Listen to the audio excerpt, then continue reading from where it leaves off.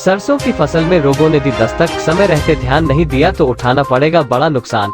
पेश है प्रज्ञा न्यूज व के मीडिया 24 के लिए चरखी दादरी से संदीप श्योरान की विशेष रिपोर्ट। दादरी जिले के किसानों को रबी सीजन के दौरान सरसों की पैदावार लेने के लिए सरसों की बिजाई से लेकर कटाई तक अक्सर परेशानियों का सामना करना पड़ता है।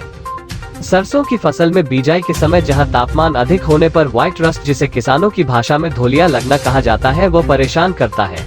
इसके अलावा सरसों लगाने वाले किसानों को ओलावृष्टि व पाला गिरने का डर सरसों की कटाई न होने तक सताता रहता है। इन सब से हटकर अब किसानों के समक्ष नई समस्या खड़ी हो गई है।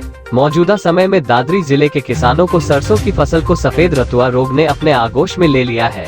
सफेद रतुआ रोग के प्रकोप में सरसों आने के बाद किसानों की चिंता बढ़ गई है। आपकी जानकारी के लिए बता दें कि बीते कुछ समय से सरसों के भाव गेहूं, चने, जौ की अपेक्षा अधिक है, जिसके चलते किसानों ने भी भाव को ध्यान में रखते हुए इस बार दूसरी फसलों की अपेक्षा सरसों की फसल को अधिक क्षेत्र में लगाने का निर्णय लिया था। लेकिन सफेद रतुआ रोग आने के कारण अब किसानों द्वारा लिया गया निर्णय उन पर ही भारी पड़ता नजर आ रहा है।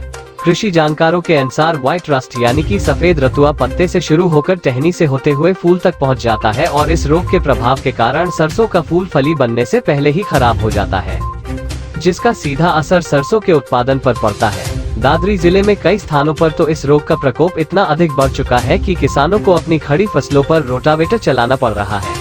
कृषि विशेषज्ञ डॉक्टर राजेंद्र कौशिक के अनुसार यदि समय रहते इस रोग पर ध्यान दिया जाए तो काफी हद तक इस पर अंकुश भी लगाया जा सकता है।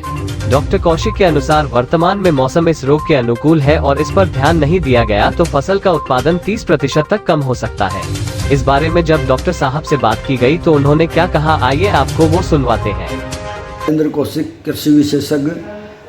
अब जो खेती के अंदर जो है ना, जो चल रहा है मौसम के अनुसार, तो विशेषकर सरसों में हम देख रहे हैं कि भाई सफ़ेद रतुआ नाम की एक बीमारी आई हुई है। इसके लक्षण ये हैं कि ये पत्ते के नीचे सभी किसान भाई जब खेत में जाएं तो चारों तरफ 2-4 पत्ते पलट के देखें, विशेषकर पछेती सरसों के अंदर, क्योंकि उसमें ये आई हुई है। और उस पत्ते को पलट के देखोगे तो सफ़ेद धब्बे से आपको दिखाई देंगे।